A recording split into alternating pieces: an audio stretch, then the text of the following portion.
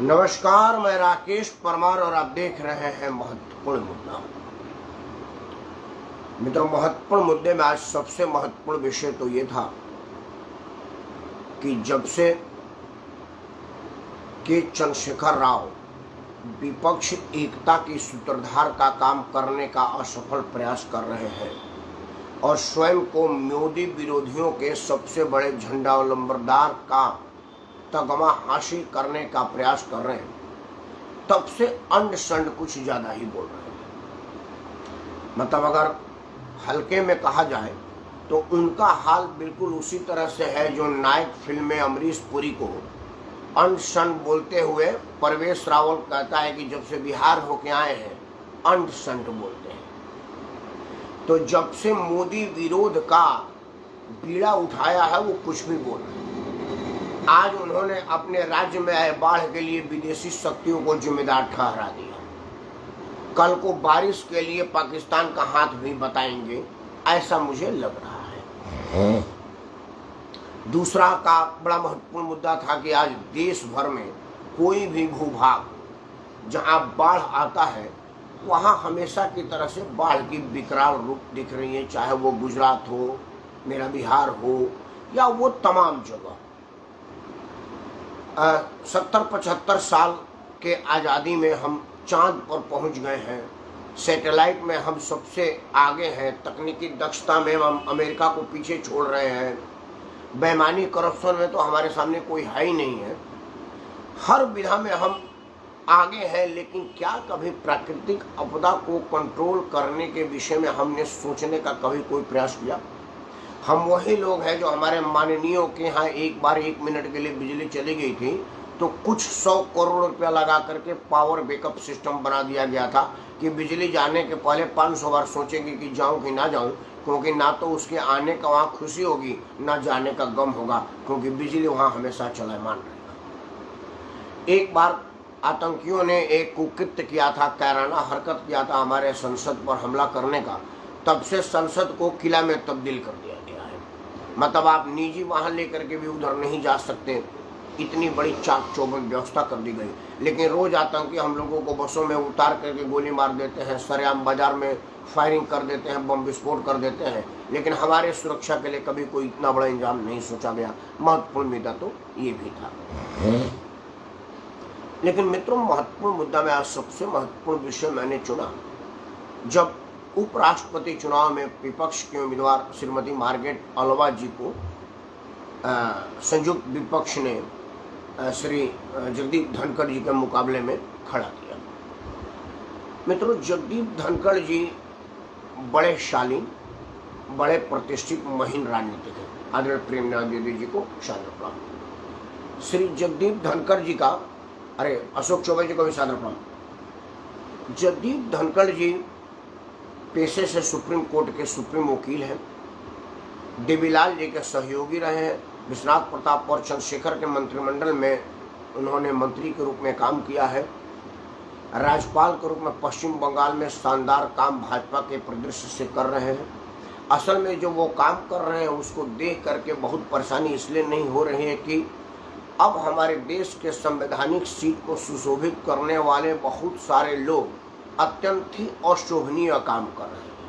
Seat के मर्यादा के अनुरूप कोई भी संवैधानिक सीट पर बैठा हुआ शख्सियत कुछ नहीं कर रहा है जिससे उस सीट की मर्यादा बढ़े, उसकी शोभा बढ़े। वो चाहे राज्यपाल हो, उपराष्ट्रपति हो, चुनाव आयुक्त हो, पुलिस कमिश्नर हो, इनकम टैक्स अधिकारी हो, IBIT के लोग हों या जो भी लोग हों। इसलिए आप देख रहे होंगे कि जहां विपक्ष की सरकार है वहां के राज्यपालों से रोज तू मैं होती है। मर्यादा को तार तार करती प्रेस में बयान तक आता है और यहां तक ऊंची और हल्की हरकत की जाती है कि केजरीवाल जैसा ड्रामेबाज पार्टी के नेता को ये भी शऊर तमीज नहीं होता है कि कौन से बात कहां करते हैं। हमारे भोजपुरी में बात करते हैं कि चौका का बात चौकी में नहीं उठानी चाहिए। आज संयुक्त सर्वदलीय बैठक था। संसद के शुरू होने के पहले एक ये परंपरा है कि सर्वदलीय बैठक आहूत की जाती है और उसमें समन्वय बनाने का प्रयास किया जा रहा है कि भाई विवादित मुद्दे को छोड़ करके जो गैर विवादित मुद्दे हैं उस पर सदन का संचालन निर्बाध रूप से जारी हो और देश हित के कुछ काम हो। ये एक परंपरा है और ये परंपरा ही निभाया जा रहा है, इसको कार्य रूप नहीं दिया जाता है क्योंकि इस पर क्रियान्वयन बढ़िया से नहीं हो पाता।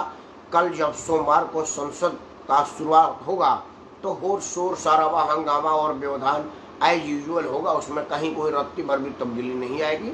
इसलिए उस संयुक्त अधिवेशन के पहले का जो विपक्ष का मीटिंग था उसका कोई मतलब नहीं होगा। सर्वदलीय मीटिंग, सर्वदलीय मनोरंजन के अलावा और कुछ नहीं। उस मीटिंग में लीक से हट करके नोट के अलावा बात नहीं करते हैं, लेकिन संजय सिंह जो कि बिना किसी योग्यता के, बिना किसी हैसियत के, बिना किसी काम के, प्रतिष्ठा के एक प्रतिष्ठित पद पा चुके हैं, तो अपने अनुकंपा के रूप में अपने आका को खुश करने के लिए उन्होंने सिंगापुर भ्रमण का जो राज्यपाल महोदय ने, दिल्ली के उपराज्यपाल महोदय ने फाइल पर टिप्पणियां की है उसका रोना रोना है। मुझे ये नहीं समझ में आया कि अरविंद केजरीवाल अनपढ़ आदमी है जो सिंगापुर में सीखने जा रहा है, या इतना ज़्यादा विद्वान आदमी है कि सिंगापुर को सिखाने जा रहा है। सिंगापुर तुमसे क्या सीखेगा? वो दुनिया की सबसे स्वच्छ, सुसज्जित और शानदार इकोनॉमी वाला देश है। फिर काहे लिए जा रहे हो? कुछ लेन देन करना है क्या? मतलब राज्यसभा की जो 2-3 लोगों की उम्मीदवारी किए हो उसका कोई हिसाब किताब करना है? ये बात पक्का बता दो। उपराज्यपाल महोदय आप इसीलिए नहीं भेज रहे होंगे। खैर, गलत पर गलत मुद्दा उठा करके संवैधानिक सीट का अपमान करने का जो संजय सिंह ने प्रयास किया है वो जितनी निंदा की जाए कम है।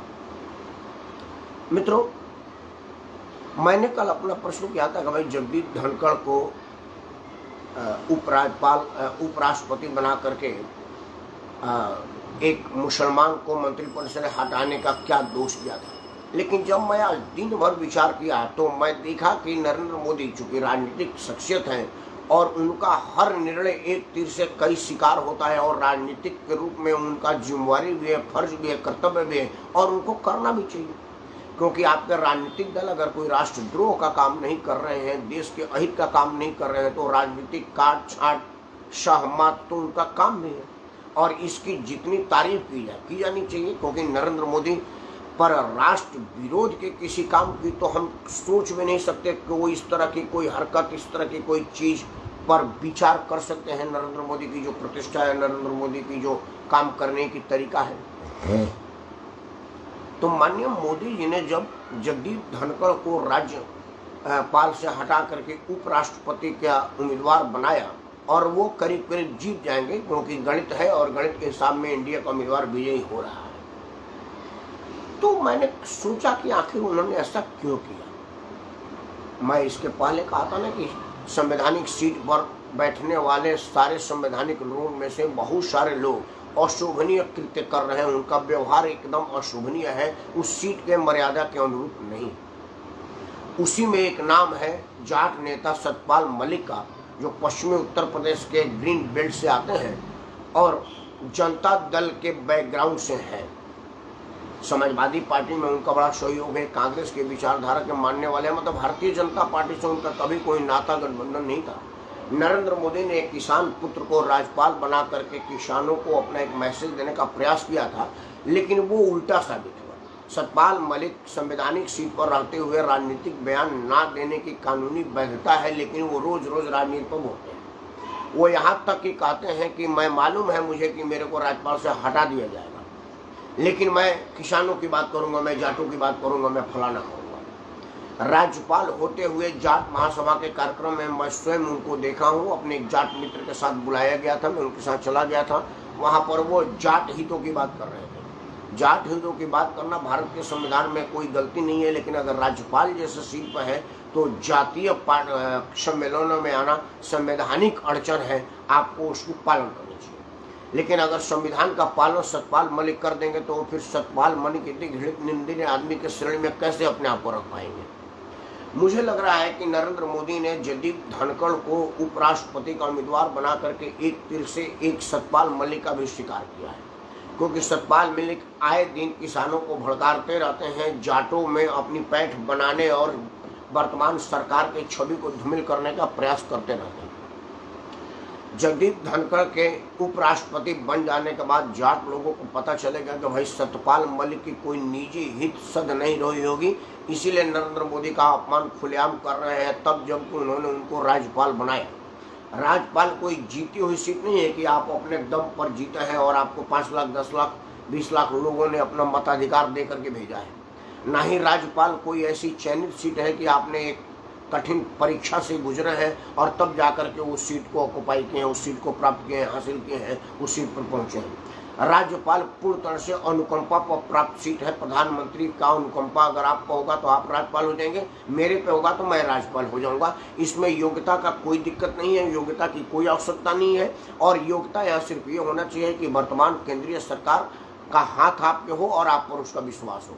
सतपाल मलिक इसी चमचागिरी में शायद खड़ा उतरे थे जो आज वो भारतीय जनता पार्टी के विरोध में कर रहे हैं। हो सकता है तब वो पक्ष में कर रहे होंगे और मोदी को इनके चमचागिरी पर और इनके बिहेवियर पर तरस आई होगी और इनको राज्यपाल बना दिया। और राज्यपाल बनाने के बाद एज यूजुअल गुलाटी मारने की जो उनका संस्कार है, उनका सोच है, उसमें से वो गुलाटी मारते मारते अब नरेंद्र मोदी के विरुद्ध गुलाटियां मार रहे हैं।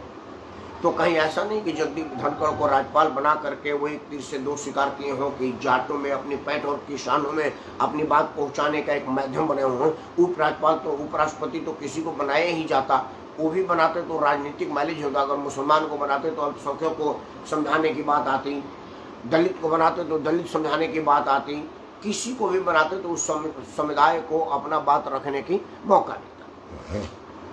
लेकिन जगदीप धनखड़ का चुनाव कर करके उन्होंने जरूर एक योग्य, अनुभवी और पढ़ा लिखा कानून के ज्ञाता को उपराष्ट्रपति बना करके एक बढ़िया संदेश दिया है। मैं नरेंद्र मोदी को इस बात के लिए भूरी भूरी प्रशंसा करता हूँ।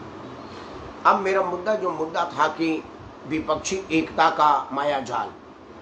मित्रों, एक हास्यास्पद स्थिति आजकल हो गई है। जैसा मैंने कहा ना कि के चंद्रशेखर जब से नरेंद्र मोदी के विरोध कर रहे हैं तब से वो अंड संड बोल रहे हैं। उसी तरह जिस तरह से नायक फिल्म में अमरीश पुरी को बोलता हुआ परवेश रावल ने बोला है कि जब से बिहार होकर आए हैं अंड संड बोल रहे हैं। वही हाल आजकल शिवसेना के निष्कासित नेता या शिवसेना से बहिष्कृत नेता या शिवसेना पर अवैध कब्जा करने की अवैध दावेदारी करने वाले नेता उद्धव ठाकरे का है। उद्धव ठाकरे के हाथ से सत्ता निकल चुकी है। विधायक और संसद और राज्यसभा के सदस्यों की एकता निकल चुकी है। वो सब के सब लोग वर्तमान शिवसेना प्रमुख और शिवसेना का एकमात्र नेता एकनाथ शिंदे के साथ हैं। उन्होंने विधानसभा में अपना बहुमत साबित करके बता दिया कि कितने लोग आपके साथ थे और कितने लोग एकनाथ शिंदे के साथ थे। राष्ट्रपति के उम्मीदवारी के टाइम में भी सारे एमपीओ ने मुर्मू जी को अपना समर्थन देने का खुला ऐलान कर दिया था। जग हसाई की वजह से आपको मजबूरी में ऐलान करना पड़ा। लेकिन एक बात मैं नहीं समझ पा रहा हूँ कि अगर आप भारतीय जनता पार्टी समर्थित उम्मीदवार के राष्ट्रपति पद पर चुनाव में अपना योगदान दे रहे हैं तो फिर उपराष्ट्रपति में मार्गरेट अलवा जी को अपना समर्थन देने के पीछे क्या उद्देश्य है? शरद पवार का दबाव, सोनिया गांधी का फटकार कि भाई भाजपा से तो आपको धक्का लग ही गया है, अब रहा सहा का सर हम भी आपका निकाल देंगे, हम भी नहीं पूछेंगे तो आपका हाल धोबी के कुत्ते का हो जाएगा ना, आप उधर करेंगे इधर करेंगे। क्योंकि जग हसाई हो रही है कि राष्ट्रपति के चुनाव में आपने एनडीए उम्मीदवार का समर्थन किया है और उपराष्ट्रपति के चुनाव में यूपीए उम्मीदवार का समर्थन कर रहे हैं। मतलब एक मुद्दे पर पक्ष, दूसरे मुद्दे पर विपक्ष। या ये मानो कि आपने उस वक्त कहा था कि भाई एक आदिवासी महिला को हम समर्थन करेंगे तो क्या किसान नेता का समर्थन नहीं करेंगे? क्योंकि जगदीप धनखड़ किसान नेता है, किसान पुत्र है, किसानों की आवाज़ है। तो मतलब आप देश भर के किसानों को ये मैसेज देना चाहते हैं कि भाई किसानों से हमको कोई हमदर्दी नहीं है। वो चुनाव के फायदा लेने के लिए हमने शरद पवार और सोनिया गांधी के दबाव में किसान आंदोलन का समर्थन किया था या नरेंद्र मोदी के विरोध में समर्थन किया था। जैसा कि आज एक वीडियो बयान आया हुआ है जोगिंदर यादव का। जोगिंदर यादव कहते कि असल में किसान आंदोलन कोई आंदोलन था नहीं, वो तो विपक्ष को धार देने के लिए, उनको प्लेटफॉर्म देने के लिए उस आंदोलन को किया गया था। क्योंकि उस आंदोलन से उत्तर प्रदेश में विपक्ष दिखने लगा था, नहीं तो उस किसान आंदोलन के पहले उत्तर प्रदेश में तो कोई था ही नहीं योगी के अलावा। और उनका कहना था कि उत्तर प्रदेश में अखिलेश यादव को खड़ा करने का प्रयास था, लेकिन क्या करते, हम लोग पिच मैदान सजा करके दिए थे, लेकिन बैटिंग तो एटलीस्ट अखिलेश को करनी थी, लेकिन अखिलेश को बैटिंग ही करने नहीं है तो क्या करें। वो तो शुक्र मनाओ किसान आंदोलन में हम लोगों को योगदान का, जिसमें हमने मोदी और योगी का खूब बुराई की किसानों में, जो कि झूठी बेबुनियाद और बेमतलब थी, जिस वजह से अखिलेश यादव को कुछ सीटें मिल गई। तो उसी तरह से ये क्या सीन है क्या कि आप राष्ट्रपति के पद पर इसका और उपराष्ट्रपति के पद पर इसका उम्मीदवारी करते हैं। खैर, अब जब बात मार्केट अरोड़ा जी की आई है तो एक कंपटीशन जिस तरह से राष्ट्रपति के चुनाव में हुआ था कि मुर्मू जी और यशवंत सिन्हा जी में क्या मुकाबला है, कोई मुकाबला था ही नहीं, क्योंकि यशवंत सिन्हा पढ़े लिखे आदमी हैं, अपने ज़माने का ये टॉपर हैं, बिहार के चीफ सेक्रेटरी रहे हैं, केंद्र में मंत्री रहे हैं और विद्वान शिक्षित लोगों में से है। अलग बात है कि वो भी जब से मोदी विरोध में अपने आप को लाए हैं तब से अंड शंड बोल रहे हैं। परवेश रावल का नायक फिल्म का डायलॉग इन पर भी लागू होता है। खैर, अब उपराष्ट्रपति की आज बात हो रही है तो उपराष्ट्रपति के चुनाव में जहां जगदीप धनखड़ एक किसान नेता हैं, सुप्रीम कोर्ट के सुप्रीम वकील हैं, केंद्र में मंत्री रहे हैं, दो प्रधानमंत्री के साथ काम करने का अनुभव है, राज्यपाल के रूप में अपना सेवा दे रहे हैं, उसके उलट यूपी उम्मीदवार श्रीमती मार्केट अल्वा जी भी उनसे रत्ती भर भी कम नहीं है। मार्केट अल्वा 4 बार राज्यसभा की सांसद है, जिस राज्यसभा के संचालन के लिए उपराष्ट्रपति की जरूरत पड़ती है, तो उनका 4 बार लगातार राज्यसभा में होने का फायदा होगा। एक बार उपसभापति भी रही हैं, मतलब जिस सीट को सुशोभित करने का दावेदारी कर रही हैं उस सीट की अध्यक्षता उन्होंने किया हुआ है। उपसभापति का चुनाव जिस तरह से आज हरवंश जी हैं उपसभापति, उस तरह से वो उपसभापति रह चुकी हैं, केंद्र में मंत्री रह चुकी हैं, सीधा लोकसभा चुनाव भी एक बार जीत चुकी हैं। मतलब वो भी एक कंप्लीट पैकेज है और अनुभव का कमी उनके पास भी नहीं है। ये स्थिति अगर गणित का नहीं होता, सीधे मतदान का होता या अंतरात्मा के आवाज पर मतदान की बात होती तो लोगों को मतदान करने में बड़ी कठिनाई होती कि किसको मतदान दे, क्योंकि योग्यता में दोनों को दोनों बराबर लग रहे हैं। और मैं इस बात के लिए विपक्ष को बहुत बहुत धन्यवाद दूंगा कि कम से कम उन्होंने एक ऐसे उम्मीदवार का चयन किया है जो पद, प्रतिष्ठा और पावर में दोनों में बराबर है, तुला का दोनों तरफ बराबरी है। वो अलग बात है कि गिनती से मतदान होता है और संख्या बल यूपीए के साथ नहीं है, इसलिए मार्केट अल्वा जी को चुनाव जीतने में कठिनाई होगी, बल्कि नामुमकिन है, वो जीत नहीं पाएंगे जब तक कोई बहुत बड़ा करिश्मा भारतीय जनता पार्टी के अंदर से ना हो जाए। और भारतीय जनता पार्टी के अंदर से किसी तरह की करिश्मा की उम्मीद नहीं की जा सकती, क्योंकि पार्टी पर मोदी और शाह का पूरा पकड़ है। और अभी मोदी शाह के विरुद्ध कोई भाजपाई बोलने के विषय में छोड़िए, सोचने के विषय में भी नहीं सोच सकता, क्योंकि सोचने विषय भी समस्या आ सकती है। खैर, मार्केट अल्वा जी अगर जीतती तो एक बढ़िया कैंडिडेट होती, इसमें कहीं कोई दो राय नहीं है। आदर्श आचार तो ये होता कि जिस तरह से पहले आम राय से राष्ट्रपति, लोकसभा अध्यक्ष, विधानसभा अध्यक्षों के चुनाव होती थी, इस सीट पर भी आम राय से चुनाव होता, तो मैं समझता हूँ कि जगदीप धनखड़ से मार्केट अल्वा कहीं से रत्ती भर भी 19 नहीं लगती, बल्कि कई मामलों में 20 ही लगती। लेकिन चूंकि यहाँ पर मामला उत्तर दक्षिण का हो गया, उत्तर के मुकाबले दक्षिण का हो गया है, और गिनती का मामला है, और वर्तमान सरकार और वर्तमान राजनीतिक परिदृश्य परंपराओं को ध्यान नहीं रख रही है, वो अपने राजनीतिक हित और राजनीतिक मतलब का ख्याल रखती है, और जहाँ पर राजनीतिक मतलब और हित का चर्चा होगा वहाँ पर परंपराएं दम तोड़ जाएंगी। लेकिन फिर भी लोकतंत्र के मजबूती के लिए चाहिए कि आदमी साफ, स्पष्ट और खुलेआम मतदान करें, निर्भीक मतदान करें। लेकिन उप राष्ट्रपति के चुनाव में निर्भीक मतदान की कहीं कोई उम्मीद नहीं है। कल राष्ट्रपति पद का उम्मीदवारी होगी और मतदान होगा, उसमें भी निर्भीक मतदान के दूर दूर तक चांसेस नहीं है, क्योंकि शिवसेना के जितने लोग मतदान देंगे उसमें से बहुत सारे लोग दबाव में भी देंगे, क्योंकि कुछ लोगों को जो कि उद्धव ठाकरे के खेमे में जो एकाध लोग रह गए हैं वो पार्टी टूटने के दबाव में मतदान करेंगे, और जो एकनाथ शिंदे के तरफ गए हुए हैं वो एकनाथ शिंदे की वर्चस्व बनाने के दबाव में मतदान करेंगे। और जब राष्ट्रपति जैसा पद का उम्मीदवारी दबाव के मतदान से होगा तो वो राष्ट्र का हित कितना सोचेगा ये तो भगवान जाने, भारत का संविधान जाने। लेकिन ये जरूर है कि विपक्ष वाक ओवर नहीं दे रहा है, लोकतंत्र के लिए ये शुभ संदेश हो सकता है। लेकिन सबसे बढ़िया होता अगर आम राय बनाने का प्रयास होता।